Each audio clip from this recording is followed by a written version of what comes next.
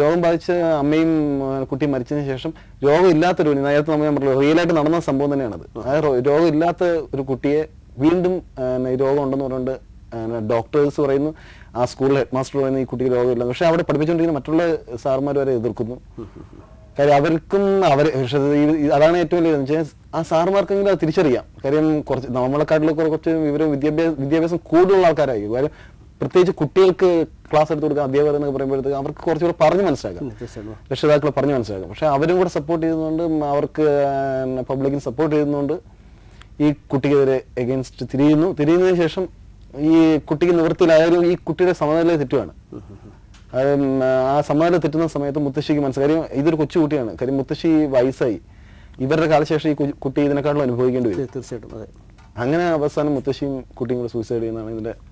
ഒരുപക്ഷെ ഞാൻ എന്റെ മനസ്സിലെ ഉദ്ദേശം എന്ന് വെച്ചാൽ ആർക്കും ഇങ്ങനെ ഒരു അനുഭവം ഉണ്ടാകരുത്, ആരും സൂയിസൈഡ്. അതാണ് ഞാൻ ഇതിന്റെ ബിഗിനിങ്ങിലെ ഈ സബ്ജക്റ്റിന്റെ ബിഗിനിങ്ങിലെ പറയുന്നുണ്ട്.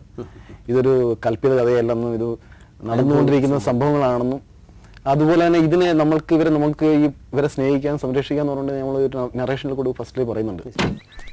അല്ലേ ഇവളത് എന്തിനുള്ള പുറപ്പാടാ? ഇതിങ്ങനെ വിട്ടാ പറ്റില്ല.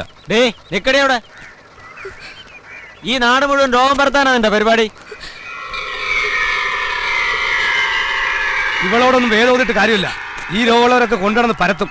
ഞാനത് പത്രത്തിൽ വായിച്ചതാ. കരയുന്ന നീ ഒന്ന് മാറിക്കേ. ഇവളോടൊന്നും പറയല്ല വേണ്ടത്, പ്രവർത്തിക്കുക. ഇവളെയൊക്കെ ചുട്ടു കൊന്നില്ലെങ്കിൽ നമ്മളൊക്കെ രോഗികളായിട്ട് മാറും. പുരുഷോത്തമ, ആ മണ്ണെണ്ണ എടുക്കണം. ഇപ്പൊ കൊണ്ടുവരാം. എന്നെ ഒന്നും ചെയ്യല്ലേ. ആ കൊച്ചിനെ ഇങ്ങ് വിട്ടേക്കടാ. അതെന്ത് വിളിച്ചു? നിങ്ങൾക്കത് പറയാം. കുഴിയിലോട്ട് കാലിട്ട് ഇരിക്കല്ലേ. പക്ഷേ ഞങ്ങൾക്ക് കുറച്ചു കാലം കൂടെ ജീവിക്കണം. അവിടെ ദേഹത്തൊന്നും തൊട്ടേക്കരുതേ, കുഴപ്പമാവും. ഇങ്ങോട്ടറി ഇതൊക്കെ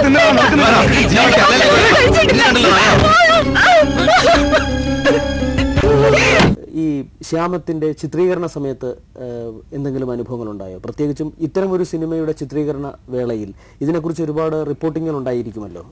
എയ്ഡ്സിനെതിരെ അല്ലെങ്കിൽ എയ്ഡ്സിന് രക്തസാക്ഷികളായ ഒരു കുടുംബത്തെ പശ്ചാത്തലമാക്കിക്കൊണ്ടൊരു കഥ വരുന്നു എന്നൊക്കെ പറയുമ്പോൾ സ്വാഭാവികമായിട്ടും മീഡിയത്തിന്റെയും അതുപോലെ പൊതുജനങ്ങളുടെയും ശ്രദ്ധ വരണം. അത്തരം അനുഭവങ്ങൾ, അവരുടെ ഇടപെടൽ അങ്ങനെ എന്തെങ്കിലുമൊക്കെ ഉണ്ടായോ? അല്ല, ഈ പറയുന്ന മീഡിയാസിനാണ് എനിക്ക് ഏറ്റവും കൂടുതൽ സപ്പോർട്ട് കിട്ടിയെന്നുള്ളത് പറയുന്നത് മീഡിയാസിനാണ്. കാര്യം ഇപ്പം ഞാനിപ്പോൾ ഒരുപാട് ചാനൽസിൽ ഇന്റർവ്യൂ ചെയ്തൊക്കെ വരും. കാര്യം അവരാണ് എനിക്ക് ഏറ്റവും കൂടുതൽ പ്രൊമോട്ട് ചെയ്തത് ഇവർ തന്നെയാണ്, മീഡിയാസ് തന്നെയാണ്, ഇൻക്ലൂഡിങ് എല്ലാവരും ഉൾപ്പെടെ എല്ലാവരും. കാര്യം ഇതിന്റെ പ്രിവ്യൂ കഴിഞ്ഞ ശേഷം ഞാൻ തുടരെ അവരിൽ നിന്ന് കിട്ടിയത് പോലും നമ്മുടെ സിനിമാക്കാരിൽ നിന്ന് കിട്ടിയിട്ടില്ല എന്നുള്ളതാണ് വാസ്തവം.